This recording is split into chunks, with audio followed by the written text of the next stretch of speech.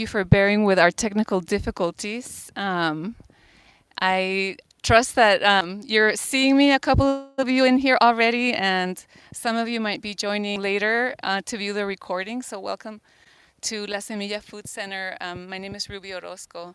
I'm standing here at our community farm, and today we're unveiling Kristen Apodaca's mural called Long Roots, Long Lives here at the farm. It's a project that's been very community rooted. Kristen attended some story gathering sessions with people from across the region who shared their stories around foodways, and inspired by those stories and images, developed this mural concept.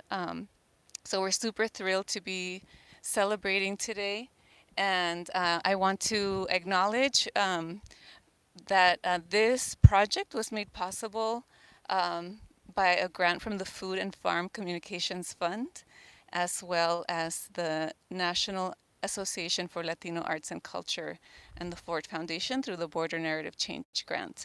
So super grateful for that support that lets us do these amazing projects. So I'm gonna flip the camera here and we can meet Kristen, Kristen Apodaca. Thank you so much for being here today and for this beautiful work. How are you feeling today? And tell us how you're feeling right now. I'm feeling amazing. Every time I come to the farm, it's always amazing. It's always so quiet out here, and I really enjoy just receiving all the energy from everybody and the land, and it's a beautiful day, so I have nothing to complain about right now. Will you tell us a little bit about your journey as an artist and how you came to be a muralist? Yeah, I studied painting in college. I feel like that was forever ago. From about 2009, 2010, graduated in 2014. I studied painting, I studied oil painting. I tried to be as traditional as possible. And when I moved back here to El Paso, I realized I didn't have the space for that. So I had to mix it up and take all the fundamentals of what I knew about painting and drawing and creating a composition. And I used, a single black Sharpie. I used one mark, one line, one color. And it kind of evolved into these crosshatch drawings that you see me do today, just on a larger scale. Amazing. And tell us about this mural in particular. What elements are reflected here and why? So the ones behind me, we have the nopales. Over off to that side, we have the mesquite, and then we also have the creosote, or it's also known as a chaparral, right? So those are all things that are grown here on the farm, but also things that grow, you know, other places here in, the Chihuahuan Desert, that kind of surround us, that we're a part of. So those are the elements that are going on right now. Beautiful. Well, let's walk around to the other side, and you can tell us about that that part of the mural. This is actually a wraparound sort of mural concept. So on one side it has the desert plants of um, gobernadora, nopal, mesquite, and on this side we have corn. And tell us a little bit about this side. I'm going to stand here so I'm not so in the sun. Sure. So this side was most inspired by the story gatherings that we had, and I wanted this one to feel the most personal to everybody that sees it. I want them um, to see themselves and see their grandparents or see their parents, see their sisters, see their brothers. This one was inspired by part of a video of someone who was part of the story gathering, but it was also at work. So she was chopping something. It was great. You could only see her from, you know, the nose down. You didn't really get to see her face very often unless she had to grab something. But she was still present while being, doing things that she had to or wanted to, um, and she was providing something, and I loved it. And I was like, I needed that action in this mural. and I needed that sound. I needed to hear her making it and the conversations going on in the background, and yeah. Beautiful. Will you walk us through the different elements on this side? And tell us what we're seeing as we kind of move, pan out over here. So what we're seeing is these really beautiful magenta, purple blues of the maize. Kind of one is husked, one is unhusked, um, and it flows into these big, giant, singular kernels of it. I wanted to give that the most importance um, by making the size larger, and then in the center are these hands. Um, I didn't want them to resemble female or male hands. They're just, kind of left that open to interpretation, um, so that the viewer could then think about, placing a personal attachment into those hands, whether it would be, their own or someone that they do know. Beautiful. And then we have some symmetry going on to this We side. do, yeah. So these hands are kind of framed by everything going on. Amazing. Well, thank you so much. Thank you so much for this beautiful work. It's already become a part of us here at the farm, and all the folks, young people, youth, and also farm apprentices, all the different programs that come to this space. This mural has already become not only like a backdrop, but actually like a presence, no? A presence, something that invites conversation, that makes people stop and reflect and connect and have that meaningful reconnection that we're seeking to build with our plants and ecosystems, no, as part of the ecosystem that we humans are. So thank you so much. We celebrate you and are so grateful for your work, No, Kristen. thank you. Thank you for having me. Thank you for letting me do this for you guys. It's great. Awesome. Thank you. So we're going to go ahead and continue our celebration with a brief conversation here with uh, traditional foods chef and promoter Mateo Herrera, who will share with us some words about why, from his perspective, this sort of work is meaningful, and why it matters to celebrate and uplift these traditions. Okay, Mateo, welcome, and Okay. thank you for your time. Yeah, it's a pleasure to be here. Um, so my first encounter with this mural, up close and personal, I was asked to do a project with the El Paso History Museum. I was doing a project for the kids about corn, about growing corn and everything, and I thought it'd be a really cool idea to come out here and make some nixtamal in front of this mural. Uh, just to highlight La Semilla, I've been working with La Semilla off and on for, God, 4 or 5 years now. Doing special events for them, using their beautiful food, um, just getting involved because they're a heavy hitter in the community, in preserving food, preserving foodways, and it's just not about the food for them. Um, they do beautiful things like this, which is I have a hard time expressing words or finding the right words because it's art. And for me, art is very special because it's one of those things, like with food, that is universal in communication. It speaks to a part of us that doesn't understand words. It understands emotion. It's on a subconscious level. It's worldwide. Food, art, and music are like the three things that are universal. Any human being has a connection to them, regardless of your place on this planet. So when I see something like this with, that portrays the maize on a farm, is special to me because it has that capability of, stopping the mind for a few seconds, even if it's 2 seconds, it stops that mind from going overtime, and you get to really focus in on something that is all around us, but you may not have seen it from that perspective. Somehow when you see it in a portrait or a picture, it hits different. And then when you see, corn, after seeing a beautiful painting like this, you look at it different. It's like, oh wow, like, this is alive. This is present. Like this is a powerful thing. And the fact that it is maize is beyond special to my heart. Um, Maize is such a gift, and it's such a unique plant in that it needs us human beings to propagate. It doesn't occur naturally in the world. It just didn't pop up like the other plantitas around us. Um, it takes our hands to nurture it. It takes our hands to grow it. It takes our hands to harvest it and prepare it. It's one of those unique foods in which human beings have this deep relationship where we both kind of need each other. It's not going to survive in the wild without us, and we wouldn't be here if it wasn't for our relationship with maize for all these thousands of years.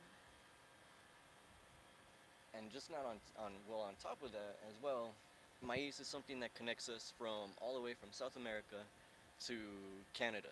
It connects this whole part of the world in a main staple in which all our communities have shared and worked to preserve, worked to care for, in which we have maize today. We have farmers here that are growing the heirloom corn that is not your GMO corn. It's not your standard corn that you find in the grocery stores. The typical yellow corn that everybody knows. This is different. This is the corn that we use for our maize, for our tortillas, for our tamales, atoles. This is our sustenance, from South America all the way to Canada for thousands of years, hundreds of years. This has been with us. So it's very special to me to work with maize. And it's probably like the number one thing that I work with and that I incorporate into my food because it teaches us so much about ourselves, so much about the world, so much about the life that we live here on this beautiful planet. There's so many different things that, connect when you work with that maize. Specifically the heirloom maize, not the standard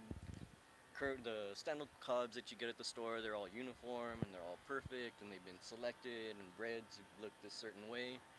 The heirloom maize it's different in the fact that it's more of a representation of us.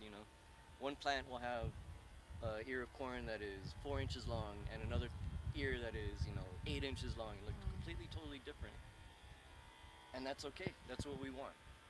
When you're farming that kind of corn, that's what you want. You want the diversity, you want the uniqueness, the beauty of it, and it comes through in the food when you work with it. So the fact that they are not only growing this here on this farm, but they're promoting it and doing displays like this to connect people's minds to something that is so commonplace. Corn is such a ingredient that people overlook. Most of the time we buy it in cans. We only have it during the summertime when we can roast it on the grill. But this is a reminder that she's with us all throughout the year. You know, this is a plant that we have based our lives upon. The cycle of this plant, the planting of it, the harvesting of it, the saving of it. Our lives are connected in so many profound ways. And right now, in this current time that we live in, we're in a critical point where we are about to lose that connection to the maize. You know, it's alive in our traditions and Thanksgiving, Christmas. We all get together, we eat tamales or we make tamales, but that only happens one time or two times a year. When this should be happening on a weekly basis. Especially starting right now since we're in harvest season. That maize should be in everybody's kitchens right now, preparing, getting it ready, enjoying it, sustaining our bodies, giving us the nutrition that we need to sustain this upcoming winter that's coming up. So me working with maize is very, and collaborating with La Semilla and stuff is very important to me because we are reintroducing these ingredients, these plants back into people's lives, back into people's homes, back into people's kitchens, where it's not just about the tamales for Christmas. It's about our tamales for the week, or our tortillas for the week, or our toles for the week. And when we gather and we start thinking that way in the ways that we used to, I've seen that families just bond a lot better. My daughter will be in the kitchen. She's been in the kitchen with me the past. They started harvesting like 2 weeks ago, and we've got some of the fresh corn, and we're cleaning it, we're cooking it, we're tasting it, and that will continue on throughout wintertime. We'll have that connection of making nixtamal every 2 3 days, because that's what we eat. I'm blessed to meet some farmers out here that are growing the local corn, and we've had local corn for the past year and living off of it. And it's my God, it makes such a big difference in our personal lives because it connects me and my daughter in a way that is ancient, in a way that communities and families have been connecting for thousands of years. I'm trying to reintegrate that into my own home, in my kitchen. And not just in my kitchen, but everybody's kitchen as well. I'm actually spending less time cooking in restaurants and behind the stove and doing more stuff like this, promoting the food and teaching people about the benefits of it and how to enrich their lives through it rather than preparing it. I can prepare it, but that's not going to change people's lives, right? If I show you guys how to cook it and how to use it on a weekly basis, and how to, because it's a lot of work, the grinding and the nixtamal making and everything. It's easy to see how we've transitioned into this plastic society where we go buy our tortillas at the store, and it's $1 for 2 dozen, $1.50 for 2 dozen. You get pretty good tortillas, but you don't know where that corn's coming from. You don't know if it's GMO. You don't know if it's actually benefiting you or hurting you. But when we have local farmers that are growing the corn, and you can go out and you can see it growing, and you can touch it, and then you can take it home and you can prepare it, you know that you're eating something that is nutritious, something that is going to bring life to your family, and something that has original roots to what this plant really represents. And it's so hard to encompass, what it represents. It's 10,000 years of history of our people, and it goes beyond that. The scientific record, the archaeological records will show, 10,000 years. Maize showed up in the archaeological records, and the beautiful thing I always found about it is that it shows up and it's already domesticated, which means that we've been working for it for a really long time to get it up to the point where they're discovering it now, and it's already domesticated. So it's totally different than wheat, and it doesn't get taught in schools, and we don't hear about it. We hear about the Fertile Crescent in the Middle East. We hear about the wheat and the birth of civilization, but we don't hear anything about what was happening at the same time, the same exact time on this planet on the other side of the world. We were working with maize before they were working with trigo, and we had it figured out, and we were getting to the point where we could grow it to feed our communities, uh, and we're building our own. I don't like to call it civilization. We're building our own communities, and we're thriving off of it, and that doesn't get taught in school. And it's murals like this. It's the work that these people are doing that highlights that and shows that, hey, we are beautiful people, and we were intelligent. We were just as intelligent as the people on the other side of the world in the Middle East who are planting the wheat and get all the credit. We were doing that same thing here, and she's still with us, you know. But we're at a critical point now where we're losing that connection, and we have all the GMO corn. The GMO corn is a threat to the farmers because it pollinates their fields and it ruins their crops. We're in danger of commercializing maize and making her something into a trendy food product and not giving her the respect that she needs. So for me as a chef, it's a critical point in working with maize because she's alive, she's thriving. We see the farmers are getting more into the heritage corn, the heirloom corns. Um, but what are we going to do with that? Are we just going to produce that for the markets and for, the restaurateurs and the people that can afford it? And I love working with La Semilla and the people here because it's not about that. It's how do we get this into people's homes, and how do we get people working with it? How do we get Yes. it into their bellies? Such a critical time for values Yeah. based decision making in food waste and agriculture. I wonder if we're able to see the chat at all. Um, if anybody in the chat here, we have 22 people watching this live stream right now, and I want to invite you to share any questions you might have of Mateo, uh, traditional food specialist, or Kristen Apodaca, muralist, whose mural we're celebrating today. Any questions for them or any reflections that you have? Anything that this is making you think about, memories in your families, or thoughts around the food system? There's so much, and the conversation can go in so many different directions.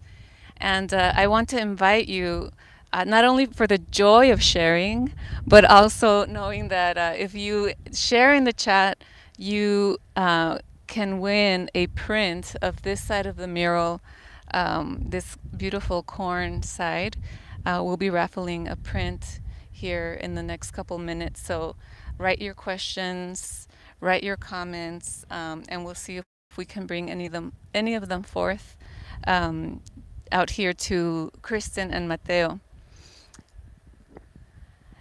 So if you're just tuning in or missed my my intro, we're celebrating today the unveiling of the mural "Long Roots, Long Lives" by muralist Kristen Apodaca at La Semilla Community Farm.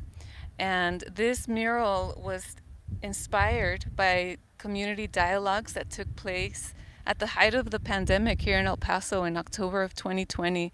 We gathered through Zoom. We had one English session and one Spanish session.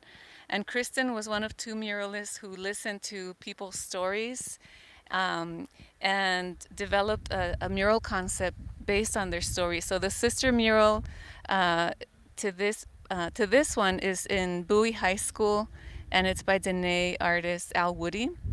It's also a gorgeous piece, which we unveiled in May of this year. And now we're here celebrating. The pandemic has caused us to delay the celebration, but we're here today. Oh, okay. Do we have any questions that you might want to? Okay. Let, oh, thank you. Okay. Is this better? Let me see.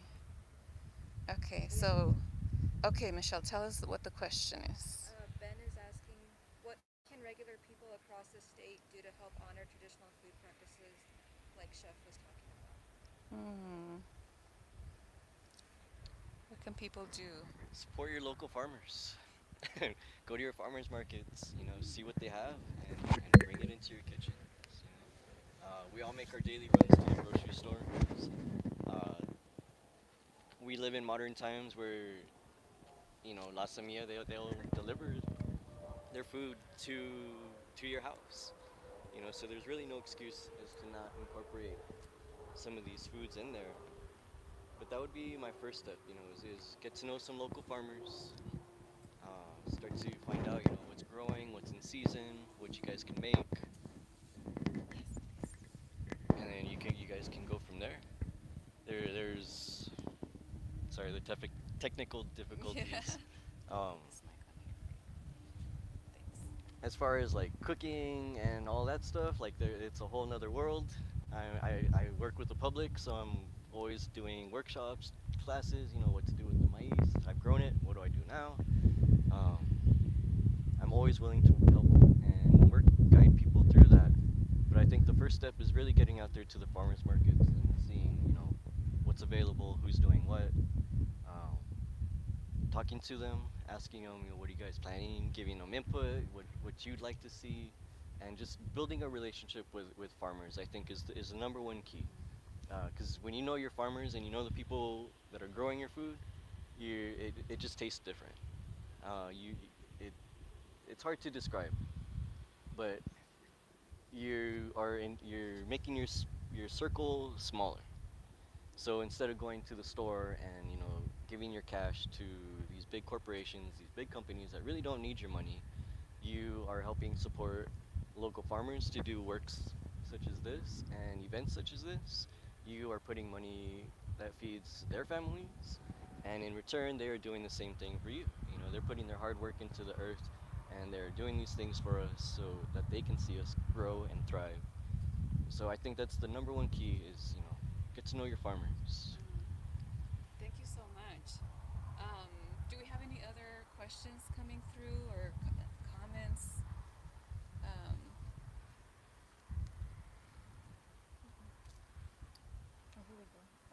Maria is asking, are there any stories or moments from the community dialogue sessions that you'd be comfortable sharing? I feel I have to get close because I speak really soft. yes, go ahead. A lot of it, there was a lot of common kind of stories about everyone's, grandparents, which I really enjoyed. I was raised by my grandparents, so those ones are the ones that always stuck out to me. But for me, it was a lot of the visuals of what people were doing. They were able to be in like two different spaces at once. Like I was saying earlier, the main subject of this mural is reminiscent of this woman that was part of the story session, and her name was Jackie, and she was chopping something, and she was at work, and I just thought it was great. Like, she tuned in while she had to do, X, Y, and Z, and the visual of her just working, and I could only see from the nose down, I could only see her hands and a little bit of what she was doing. I loved it. So the visual for me of that story of just her being present as much as she could while she still lived, her life, I thought was great. Thank you so much, Kristen. Thank you so much.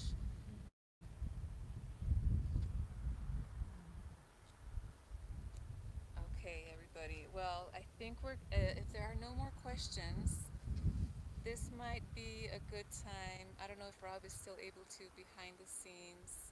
Maria said, beautiful. Thank you for sharing that, Kristen. Yeah, thank you. To draw a couple of winners for the mural prints, which the only rule here is that you got to have a U.S. based mailing address. These are prints of the mural art, just really stunning and beautiful. So if Rob is back there behind the scenes and can help us randomly select two winners from the folks who are tuning in, um, that would be amazing. Got one winner. We got one winner? Ben? Nice. Ben, you are a winner. Thanks, Ben. So you can send us your address. We'll type it in as well, but the email is storytelling@lasemillafoodcenter.org. Just send us your address there and we will mail your tube. See if we have any other winners here.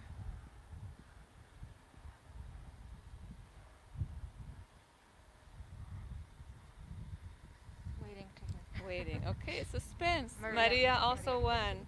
Ah, amazing. Nice. Looking forward to shipping these to you. Thank you for tuning in. Thank you for bearing with, I will say, my limited technical capacity back here behind the scenes. Kat is wondering if we can purchase the print. Oh, that's a great question, Kat. So right now these prints aren't for sale, but you can obtain one a little later this year. We're going to have our end of year fundraiser for La Semilla Food Center, and some of these will be gifted to donors. So please be on the lookout for that.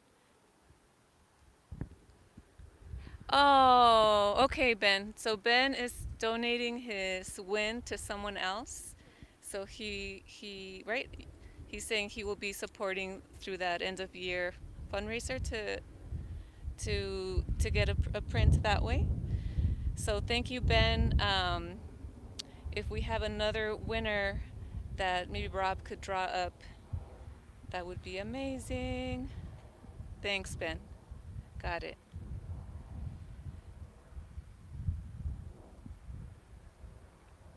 Mm-hmm. Well, thank you all so much for tuning in. While we select another winner, I just wanted to again acknowledge that this project was made possible by the Food and Farm Communications Fund as part of our narrative work here in the borderland region, uplifting, traditional heritage foodways related to land-based, efforts, and uplifting our inherently healthy, traditions. That one, Rebecca. Rebecca Vasquez has won the mural print. Thank you so much, Rebecca, for tuning in. And thank you to our funders of Food and Farm Communications Fund and the National Association for Latino Arts and Culture, in partnership with the Ford Foundation through their Narrative Change grant. We're really thrilled to be able to integrate art and culture into foodways as it should be, as it always has been. And so thank you so much for tuning in. I'm going to go ahead and say goodbye here.